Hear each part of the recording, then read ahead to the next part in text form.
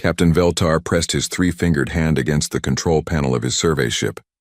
The blue glow from the screens lit up his scaled face as he studied the readings from the small yellow star ahead. His crew moved quietly around the bridge, checking their instruments and preparing for another routine mission.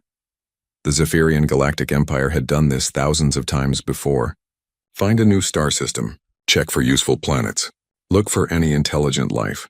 If the locals were advanced enough to be useful, invite them to join the Empire. If they were primitive, take what the Empire needed and move on.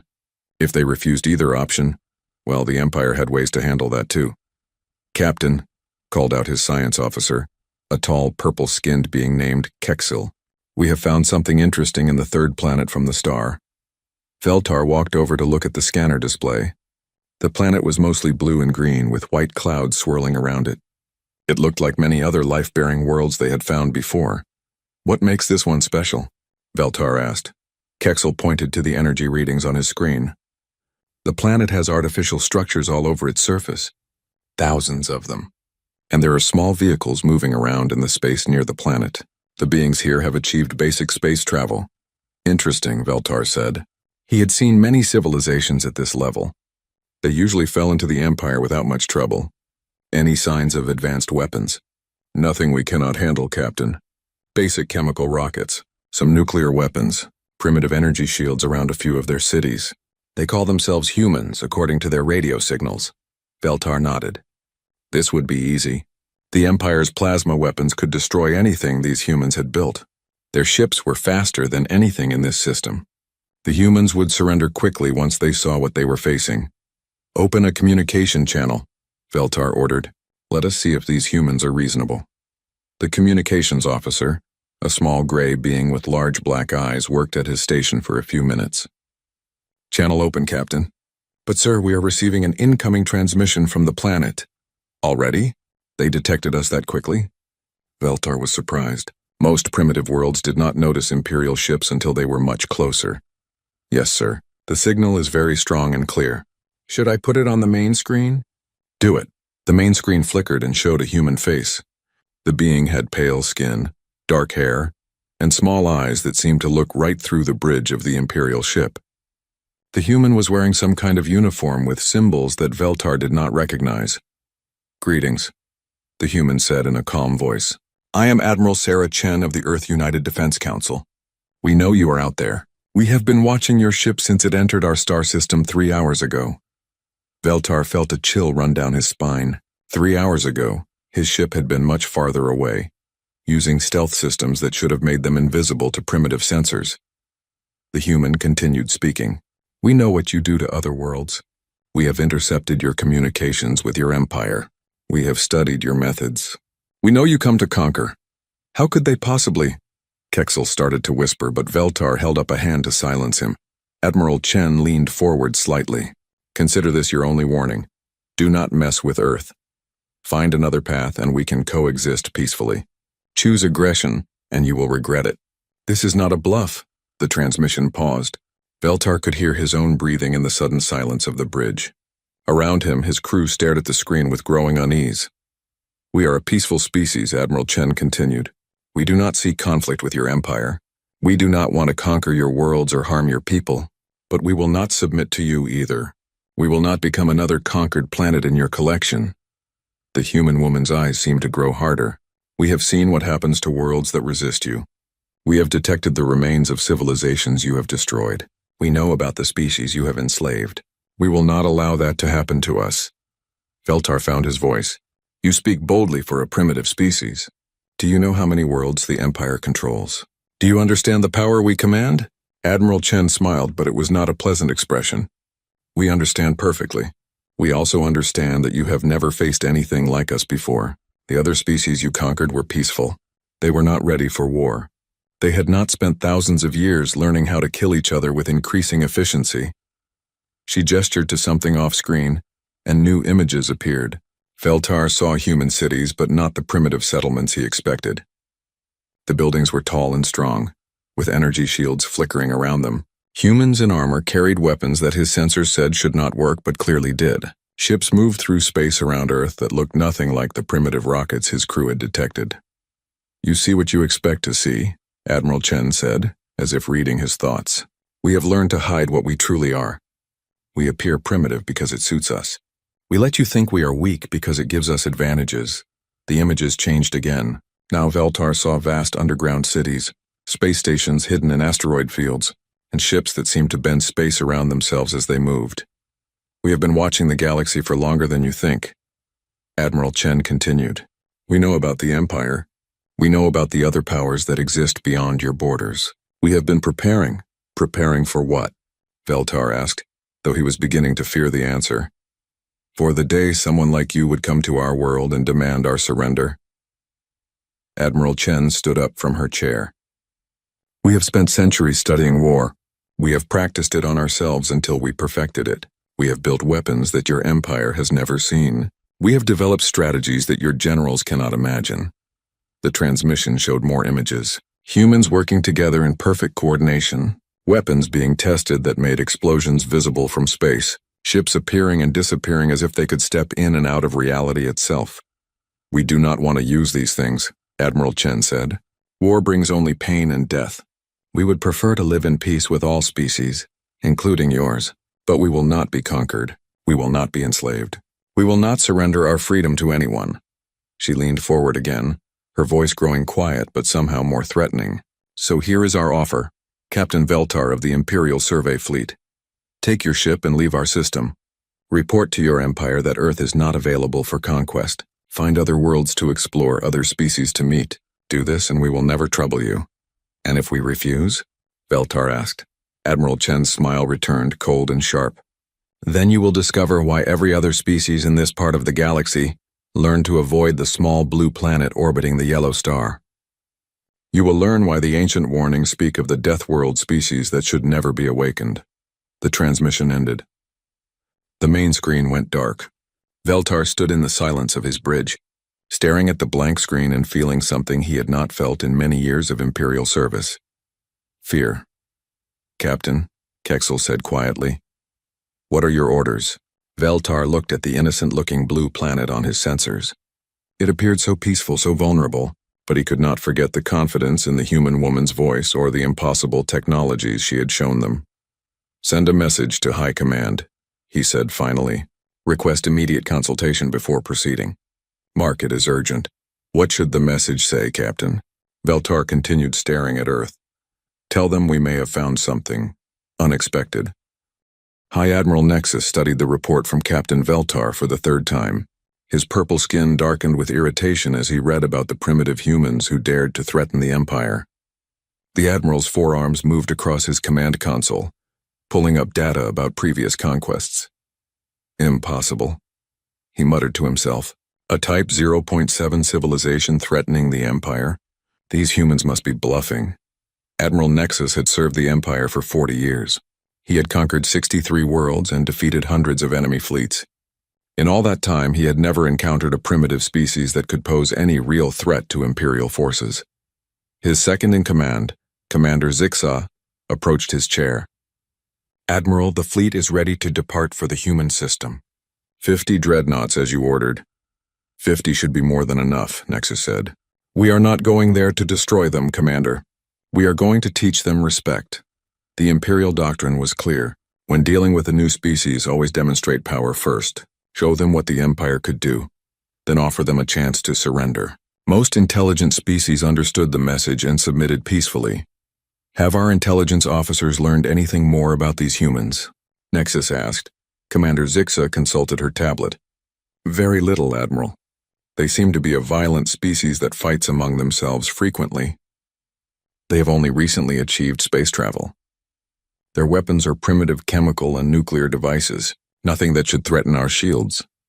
Then why did Captain Veltar seem so concerned in his report? Unknown, Admiral. Perhaps the humans simply surprised him with their boldness. Some primitive species do not understand their place in the galaxy until it is explained to them. Admiral Nexus nodded. That made sense. Veltar was a good officer, but he had always been too cautious.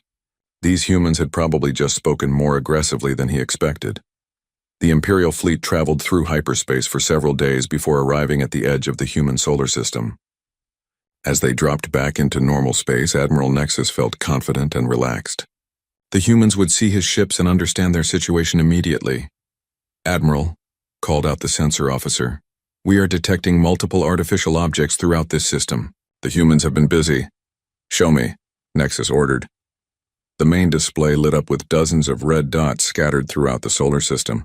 Most appeared to be simple space stations or mining platforms. "Nothing threatening. Open a channel to the human homeworld," Admiral Nexus commanded. "Channel open, Admiral." Admiral Nexus stood up from his command chair and straightened his ceremonial armor. "Humans of Earth, I am High Admiral Nexus of the Zephyrian Imperial Fleet. You have been warned of the consequences of defying the Empire. We have come to give you one final demonstration of Imperial power before you make your decision." There was no immediate response from Earth. The silence stretched on for several minutes. "Admiral," the communications officer said, "we are receiving a response." The main screen flickered and showed the same human woman from Captain Veltar's report. Admiral Chen still wore her military uniform, but now she looked tired, almost sad. "Admiral Nexus," she said, "we hoped you would listen to our warning. We hoped your empire would choose a different path. The Empire does not take orders from primitive species." Nexus replied firmly, "You will now observe the power of Imperial technology." Admiral Chen shook her head slowly. "You still do not understand. We tried to warn you. We tried to save you from making this mistake. Threats from a barely spacefaring species do not concern the Empire," Admiral Nexus said. "Observe and learn." He turned to his weapons officer. "Target the large asteroid at coordinates 7.2 by 4.8. Full power plasma lance. Show these humans what happens to those who oppose us." "Target locked, Admiral. Firing." The Imperial Dreadnought's main weapon charged up with a low humming sound. Energy built up in the plasma lance until it glowed bright enough to hurt the eyes. Then it fired. The beam of superheated plasma shot across space and struck the 2-kilometer-wide asteroid. For a moment, the rock glowed like a small star.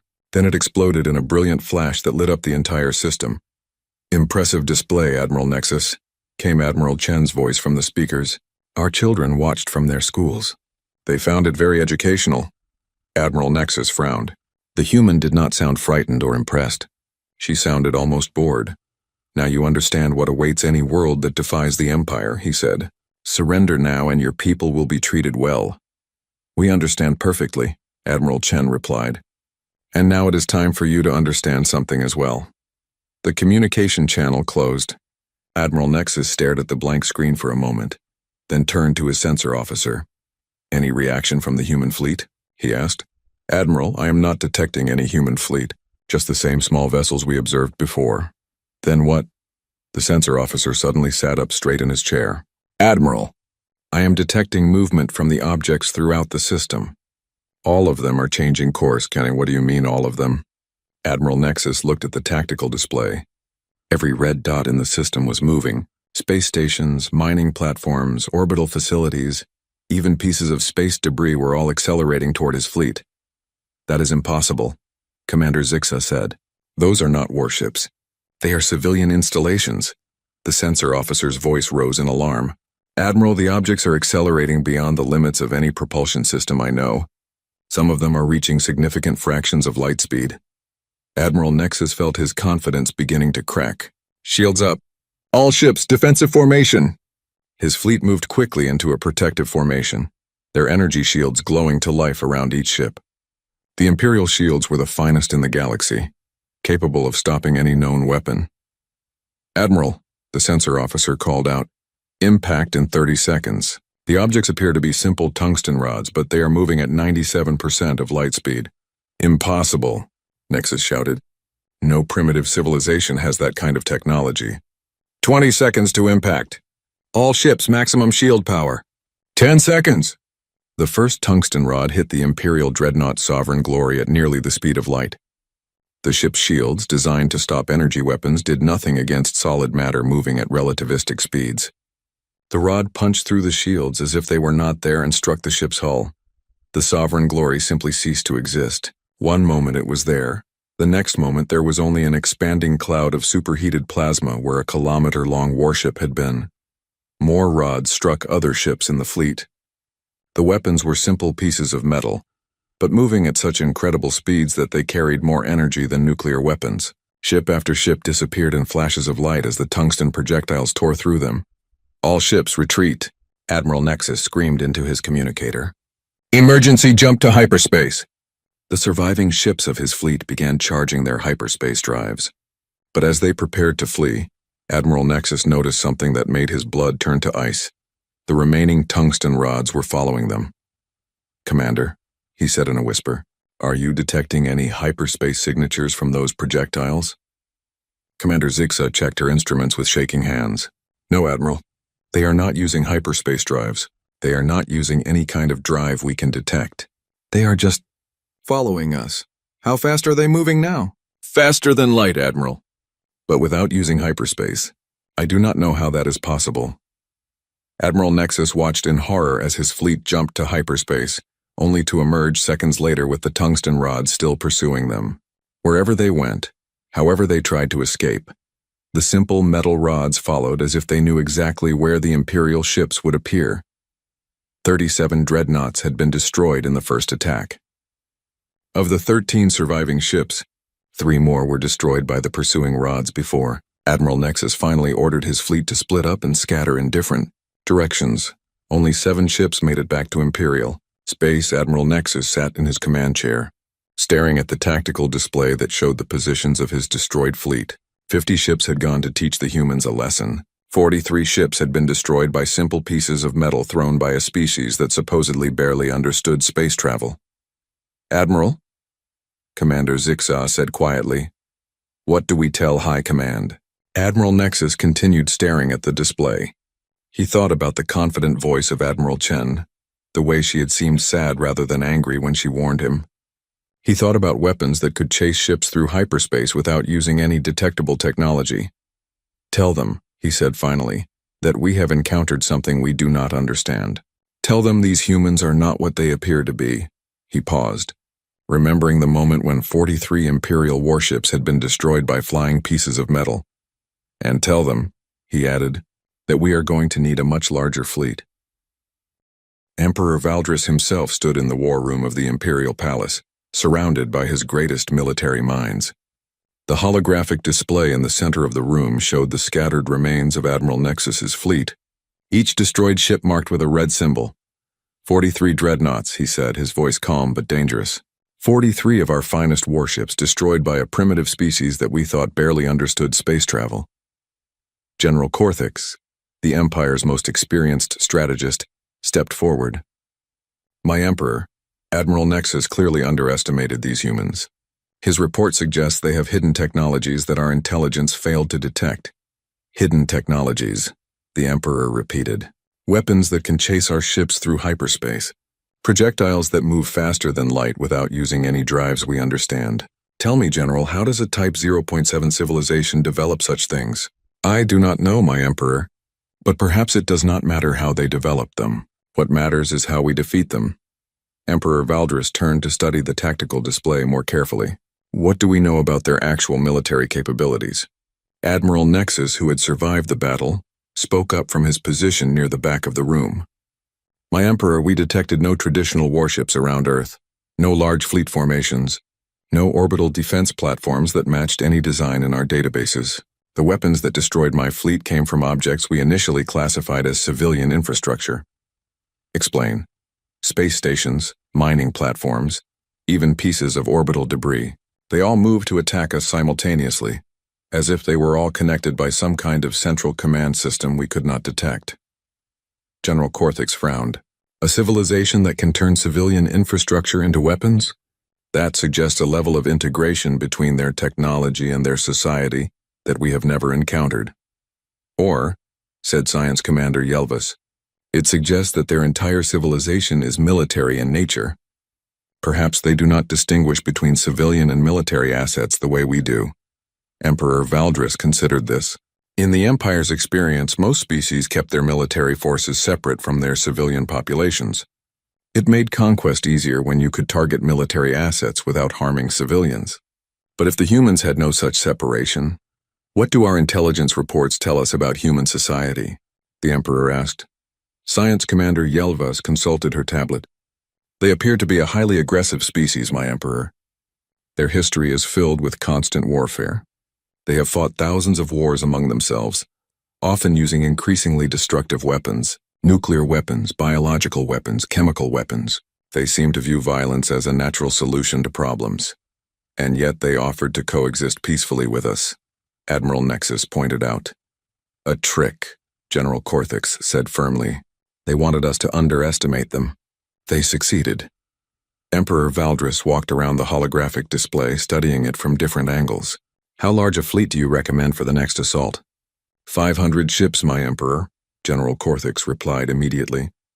The 7th Imperial Armada, our most advanced vessels equipped with quantum shields and reality disruption weapons. If these humans have hidden technologies, we will be prepared for them. And if 500 ships are not enough? General Corthix hesitated. My Emperor, 500 ships can destroy entire star systems. No civilization below Type 2 should be able to resist such a force. The humans have already proven they are not what they appear to be, the Emperor said. But very well. Prepare the 7th Armada. I will command it personally. The assembled military officers looked surprised. The Emperor had not personally commanded a fleet in over 20 years. My Emperor, Admiral Nexus said carefully. Perhaps it would be safer if you remained here while... Safer? Emperor Valdris turned to look at him. Admiral, these humans have destroyed one of our fleets and threatened the Empire itself. I will not hide in my palace while dealing with such a threat. The Emperor's personal ship, the Eternal Dominion, led the 7th Imperial Armada toward the human solar system. 500 of the Empire's most advanced warships, carrying enough firepower to crack planets and equipped with weapons that could disrupt the basic laws of physics. My Emperor, reported Captain Zeta 9, the Empire's finest tactical mind. We have arrived at the edge of the human system. Show me, the Emperor commanded. The main display activated, showing the familiar yellow star and its planets. But something was wrong. Captain, the Emperor said slowly, where is their moon? Captain Zeta 9 checked her instruments. Unknown, my Emperor. Our records show that the human homeworld should have a large natural satellite, but we are not detecting it. Could they have destroyed it? Hidden it somehow? Scanning now, my Emperor. Captain Zeta 9 worked at her console for several minutes. My Emperor, I am detecting something in the moon's orbital position. It appears to be artificial. Show me. The display zoomed in on Earth's orbit, where the moon should have been. There was instead a massive spherical object that seemed to bend space around itself. It was perfectly round and appeared to be made of some kind of living tissue that pulsed with energy. What in the name of the ancestors is that? The Emperor whispered. Unknown, my Emperor.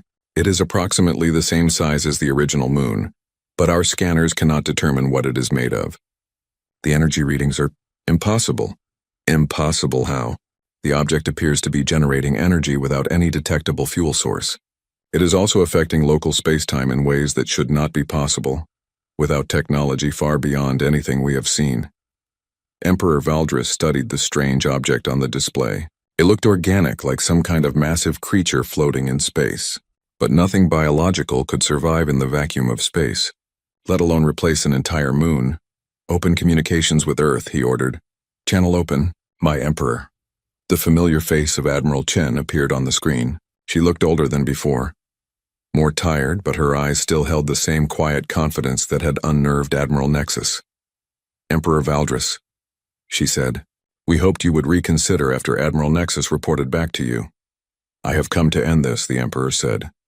You have humiliated the Empire long enough. Surrender now and I will spare your civilization. Admiral Chen shook her head sadly. You still do not understand what you are facing. You see our moon? I see the artificial construct you have placed in its orbit, the Emperor replied. Impressive technology, but it will not save you from 500 Imperial warships. That is not a construct, Emperor. That is our moon.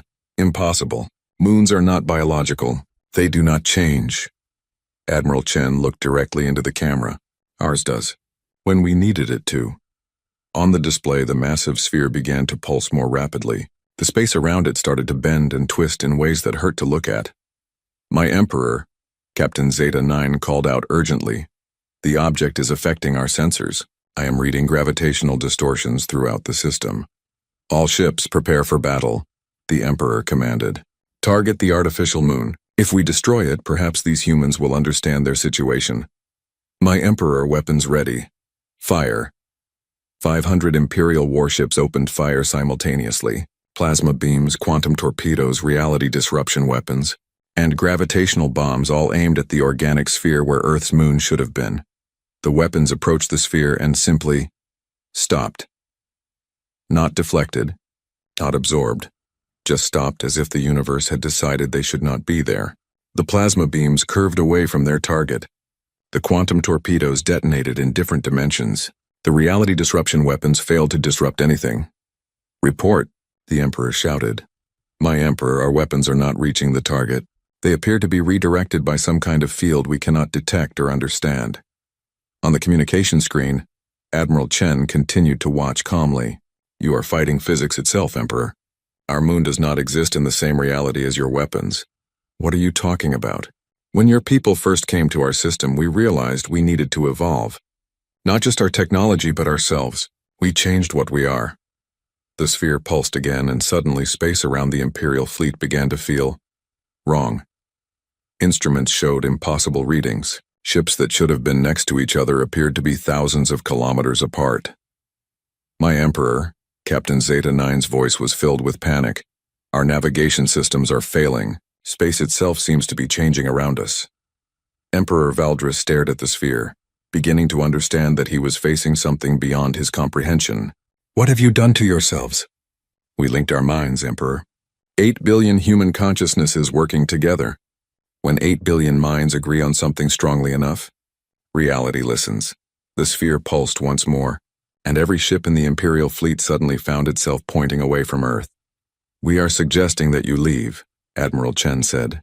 "Reality agrees with us." Emperor Valdris felt his ship turning without any input from his crew. Around him, his entire fleet was being gently but irresistibly moved away from the human homeworld. "Last warning, Emperor," Admiral Chen said. "Leave our galaxy. Find somewhere else to build your empire. Do this and no harm will come to your people." "And if we refuse?" Emperor Valdris stood in the deepest vault of the Imperial Palace, surrounded by the Empire's most ancient and powerful weapons. The air hummed with barely contained energy as technicians prepared devices that had not been used for centuries. "My Emperor," Grand Engineer Tothmel said nervously, "are you certain about this course of action? These weapons were sealed away for good reason." "The humans have made their choice," Valdris replied, his voice cold with fury. "They rejected our offers of peace. They humiliated our fleets. They threatened the very foundation of Imperial authority." The Emperor walked past rows of crystalline containers, each one holding a weapon capable of destroying entire worlds. Planet crackers, star killers, reality anchors that could prevent any manipulation of space and time. The Empire had built these weapons long ago, during the great wars that established their dominance over the galaxy. "Prepare the extinction fleet," he commanded. 2,000 ships. Every planet killer we have, every reality anchor in our arsenal. If the humans want to play games with physics, we will show them what happens when physics stops working altogether. Grand Engineer Tothmel bowed reluctantly. "It will take several weeks to prepare such a fleet, my Emperor. The reality anchors have not been tested in over 200 years. Then test them now. Test them until they work perfectly. I will not be defeated again by primitives who think they can bend the universe to their will." The Emperor turned to his assembled war council. "This ends now. The humans will surrender, or they will be destroyed. There will be no third option." The extinction fleet was the largest force the Empire had ever assembled. 2,000 warships, each one equipped with weapons designed to kill planets and stars. The reality anchors were distributed throughout the fleet. Massive devices that could lock space-time into normal patterns and prevent any manipulation of physical laws. Emperor Valdris stood on the bridge of his flagship, the universe's end, and watched as his fleet prepared to jump to the human system. This time there would be no warnings, no demonstrations, no offers of surrender. The humans would be given one chance to submit, and if they refused, Earth would be reduced to its component atoms. "My Emperor," Admiral Kessitar reported, "all ships are ready to depart. The reality anchors are fully charged and operational. Begin the jump," Valdris ordered. The massive fleet entered hyperspace, traveling toward the human system with enough firepower to destroy entire solar systems. The Emperor felt confident for the first time since this conflict began. Let the humans try to manipulate reality. The reality anchors would lock, space-time into its normal patterns and force, their weapons to obey the laws of physics. Dropping out of hyperspace. In 30 seconds, the navigation officer announced, "All ships, battle formation," the Emperor commanded. "Reality anchors activate on my mark." The fleet dropped back into normal space at the edge of the human solar system. Immediately, every sensor on every ship began screaming warnings. "My Emperor," the sensor officer called out in disbelief. "The human solar system is not here." "What do you mean, not here?" "I mean the star, the planets, all of it. Gone. We are detecting no gravitational signatures, no electromagnetic emissions, nothing. The entire system has vanished." Emperor Valdris stared at the empty space where the human solar system should have been. "That is impossible. You cannot move an entire star system." "My Emperor," the communications officer interrupted. "We are receiving a transmission." "From where?" "There is nothing here." "Unknown, my Emperor. The signal appears to be coming from everywhere at once." "Put it on screen." The main display flickered to life. But instead of showing Admiral Chen, it showed something that made every being on the bridge step backward in terror. A human figure, but enormous beyond comprehension. The being appeared to be several light minutes tall, floating in the void of space. In one hand it held a star. When the giant spoke, its voice resonated through subspace itself, reaching into the minds of every person in the fleet. "You came to our neighborhood," the voice said, and each word sent shockwaves through nearby space. "You threatened our home. You ignored our warnings," Emperor Valdris found his voice. "What are you?" "We are what humans become when you threaten what we love," the giant replied. The star in its hand pulsed brighter. "We tried to warn you. We tried to make you understand. But you would not listen." "This is impossible," the Emperor whispered. "No biological being can survive in space. No consciousness can control stellar matter." "You keep using that word," the giant said. "Impossible." "But we stopped believing in impossible long ago." Around the fleet, space began to change. Stars appeared and disappeared. Gravity shifted in directions that had no names. The reality anchors, designed to lock space-time into normal patterns, began to overload as they tried to process changes that should not exist. "My Emperor," the engineering officer called out. "The reality anchors are failing. The energy patterns we are detecting are beyond their ability to stabilize." "All ships, open fire," the Emperor commanded desperately. "Target the giant. Everything we have." 2,000 warships opened fire simultaneously. Planet-killing weapons, star destroyers, reality disruption devices. Enough firepower to destroy multiple solar systems focused on the giant figure floating in space. The weapons reached the giant and simply passed through it as if it were not there. No explosion, no damage, no effect at all. "You cannot destroy an idea with weapons," the giant said. "And that is what we have become. The idea that consciousness is stronger than matter. The idea that will is more powerful than physics." The giant began to move, and as it did, the entire fleet found themselves being gently but irresistibly pushed backward. "We do not wish to destroy you," the giant continued. "Destruction is the old way. We have learned better paths." Around the Emperor's flagship, ships began to simply stop working. Not destroyed, not damaged, just stopped. Their engines shut down. Their weapons powered off. Their life support continued to function, but everything else went silent. "What are you doing to us?" the Emperor demanded. "We are suggesting that your weapons should not work," the giant replied. "Reality is agreeing with us." Half the extinction fleet was now floating helpless in space. The other half was rapidly losing power as their systems shut down one by one. "You have a choice," the giant said. "Return to your empire. Tell them that Earth is protected. Find new ways to grow that do not require conquering others. Do this and we will never trouble you." "And if we refuse?" Emperor Valdris asked, though he was beginning to understand that refusal was no longer an option. The giant smiled, and the expression was visible across light years of space. "Then you will discover what 8 billion minds can create when they work together. You have seen us defend. You have not seen us attack." The star in the giant's hand began to pulse more rapidly. Around the fleet, new stars began to appear out of nothing, not created through natural processes, but simply willed into existence by minds that no longer accepted the universe's limitations. "We could remake your entire empire," the giant said. "We could change your species, your worlds, your very nature. We could make you peaceful whether you choose to be or not." The Emperor felt terror like he had never known. This was not just military defeat. This was facing beings who could rewrite the fundamental nature of existence itself. But we will not, the giant continued, because that would make us like you. Instead, we offer you knowledge. Suddenly, every being in the Imperial fleet felt information flowing into their minds, not forced but offered gently. Knowledge about other ways to live, other ways to grow, other ways to build civilizations without conquest and domination. There are more species in this galaxy than you know, the giant said. Species that have learned to work together instead of fight. Species that explore and create instead of conquer and destroy. We can show you how to join them. The giant began to fade, becoming translucent. As it did, the human solar system reappeared around the fleet as if it had always been there. Think about what we have shown you. The giant's voice echoed across space as it disappeared. Choose wisely. This is your last chance. The fleet found itself floating in normal space near Earth. Their weapons were functional again, their engines working, their reality anchors operational. They could attack if they chose to. But Emperor Valdris looked at the small blue planet on his screen and knew that he was facing something far beyond his ability to fight. All ships, he said quietly, prepare for immediate withdrawal. My Emperor? Admiral Kessistar asked in confusion. We are leaving, the Emperor said. Now, before they change their minds about letting us go. As the extinction fleet prepared to jump to hyperspace, Emperor Valdris took one last look at Earth. On the surface, he could see lights beginning to come on as the planet rotated toward its star.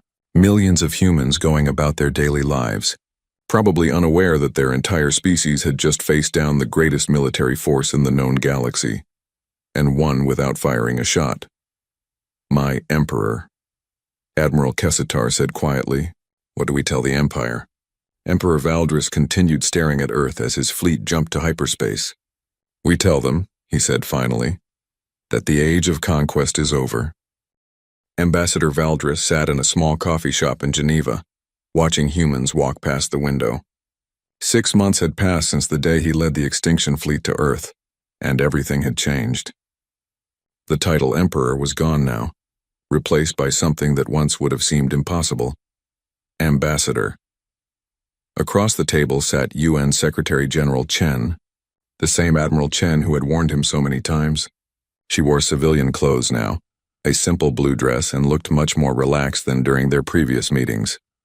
The coffee is good here, she said, taking a sip from her cup. One of the benefits of peaceful contact. We get to share the small pleasures.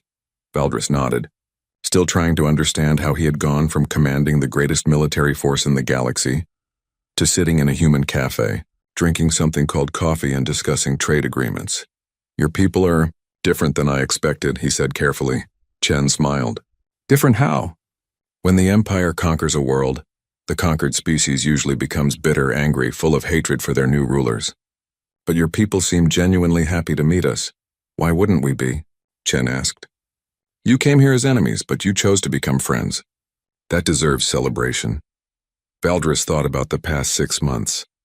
After the confrontation with the giant figure in space, the Empire had officially requested permission to join something called the Terran Protective Compact. Not as conquerors, but as refugees. The humans had accepted immediately. I still do not understand how you did it, Valdris said. That day in space when your entire solar system disappeared. When that being held a star in its hand, Chen leaned back in her chair. What do you want to know? How is it possible? How can biological beings manipulate matter and energy on that scale? How can consciousness affect physical reality? Those are good questions, Chen said. But you're asking the wrong person. I'm just a diplomat now. The people you want to talk to are the ones who actually do the impossible stuff. She pointed out the window at the people walking by. A woman in a business suit talking on her phone. A man walking his dog. A group of teenagers laughing about something. Any one of them? Valdris asked. Any one of them, Chen confirmed. That woman on the phone? Last week she helped redirect an asteroid that was going to hit a shipping lane. The man with the dog? He's part of a group that's building a new space station by convincing matter to arrange itself into useful shapes. Those teenagers? They're probably working on some project for school that involves bending the laws of physics. Valdris stared at the ordinary-looking humans outside. They all have these abilities? We all have the potential, Chen said. Most people don't use it for dramatic things like moving solar systems or holding stars. They use it for smaller things, fixing broken equipment by asking it to work properly, growing better crops by encouraging plants to be healthier, healing injuries by convincing cells to repair themselves faster. But how? Chen was quiet for a moment, thinking about how to explain. Do you know how humans developed, Valdris? Our evolutionary history? Your planet is what our scientists call a death world, Valdris replied. Extreme weather, dangerous predators, frequent natural disasters. Most species that evolve on such worlds either become very tough physically or they die out. We became tough mentally, Chen said. For millions of years, our planet tried to kill us with everything it had. Storms, earthquakes, volcanoes, ice ages, plagues, predators, you name it. We survived by refusing to accept that these things were unstoppable. She took another sip of coffee. When a storm came, we didn't just hide from it. We figured out how to predict it, how to prepare for it, how to protect ourselves from it. When a disease spread, we didn't just accept that people would die. We fought it until we found ways to cure it. That is just normal technological development, Valdris said. Is it? Chen asked. Most species develop technology to work with the laws of physics. We developed technology to argue with them. When physics said something was impossible, we said prove it, and kept trying until we found a way. She gestured toward the window again. Every human grows up learning to say no to impossible situations. We practice it every day. When you've spent your whole life refusing to accept that the universe can kill you, it gets easier to refuse to accept that the universe can limit you. Valdris considered this, but the giant we saw in space, the way it moved entire star systems, that goes beyond arguing with physics. That was 8 billion people all refusing to accept the same limitation at the same time, Chen explained. When you get enough humans focused on the same impossible task, reality starts to pay attention. 8 billion minds working together? We call it the consensus, Chen said. Not mind control or anything like that. Just agreement. When enough humans agree strongly enough that something should be possible, it becomes possible. Valdris felt a chill run down his spine. That means you could change anything. Rewrite any law of physics. Remake the entire universe if you wanted to. Chen nodded slowly. Theoretically, yes. But we won't. Why not? With that kind of power, you could rule the galaxy. Because we don't want to rule anything, Chen said simply. We want to explore, to learn, to create, to make friends with other species. Ruling people is boring. It requires spending all your time forcing others to do things they don't want to do. She leaned forward. Do you know what we find interesting, Valdris? Your people's music. The stories you tell. The art you create. The ways you think about problems that are different from how we think about them. Valdris looked around the coffee shop. At other tables, he could see humans and aliens sitting together, talking, laughing, sharing meals. In the past 6 months, thousands of species had requested to join the Terran Protective Compact. Not because they feared human power, but because they wanted to be part of what humans were building. The other species, he said, the ones coming to Earth to trade and learn, are they not afraid of what humans can do? Some are at first, Chen admitted, but they usually get over it pretty quickly. It's hard to be afraid of people who are excited to learn about your favorite foods and want to hear stories about your grandchildren. A server approached their table, a tall blue-skinned being from the Altair system. More coffee? She asked with a smile. Please, Chen said, holding up her cup. As the server poured, Valdris marveled at how normal this seemed. 6 months ago, this being would have been a subject of the Empire, forced to serve whether she wanted to or not. Now she was a free citizen of the Compact, working because she enjoyed meeting people from different species. What happened to the Empire? He asked. I mean, the rest of it. The worlds we controlled. Most of them have joined the Compact, Chen said. A few decided to try independence for a while, which is fine. A handful are still trying to hold on to the old ways, but their populations are leaving to go places where they can have better lives. And former Imperial forces? Many of them have become explorers or traders. Some are helping to mediate disputes between species. A few have become teachers, sharing Imperial knowledge about spaceflight and engineering with species that haven't developed those technologies yet. Valdris thought about his own role as an ambassador. He spent his days helping to arrange cultural exchanges, trade agreements, and scientific collaborations between humans and other species. It was more satisfying than conquering worlds had ever been. There is something I still do not understand, he said. Why did you warn us? That first day when Captain Veltar arrived at your system, You could have let us underestimate you completely, then destroyed our entire fleet. Chen's expression grew serious. Because we remember what it was like to be on the receiving end of conquest. Humans spent thousands of years conquering each other before we learned better ways. We know how much pain that causes. She looked out the window at the busy street. Every species deserves a chance to choose a better path. We wanted to give you that chance, even though we refused it multiple times. Especially because you refused it, Chen said. The harder someone fights against change, the more they usually need it. Valdris finished his coffee and sat back in his chair. Outside, the sun was setting, and the streetlights were beginning to come on. Humans and aliens continued to walk past, going about their evening activities. What happens now? He asked. Now we keep building, Chen said. More species join the compact. We explore new parts of the galaxy together. We share knowledge and stories and art. We solve problems together that none of us could solve alone. And if someone like the old empire appears? Another species that believes in conquest? Chen smiled, but there was steel in her expression. Then we give them the same warning we gave you. The same chances to choose differently. And if they refuse? Then they learn why the rest of the galaxy calls us the Death World species, Chen said quietly. We prefer peace, Valdris. We really do. But we're still very, very good at saying no to bullies. As they left the coffee shop together, Valdris looked up at the evening sky. Somewhere up there, human ships were exploring new star systems, making contact with species that had never seen aliens before, sharing knowledge and friendship across the galaxy. Chen, he said as they walked, what did your people call that warning you gave us? That first message about not interfering with Earth? Chen laughed.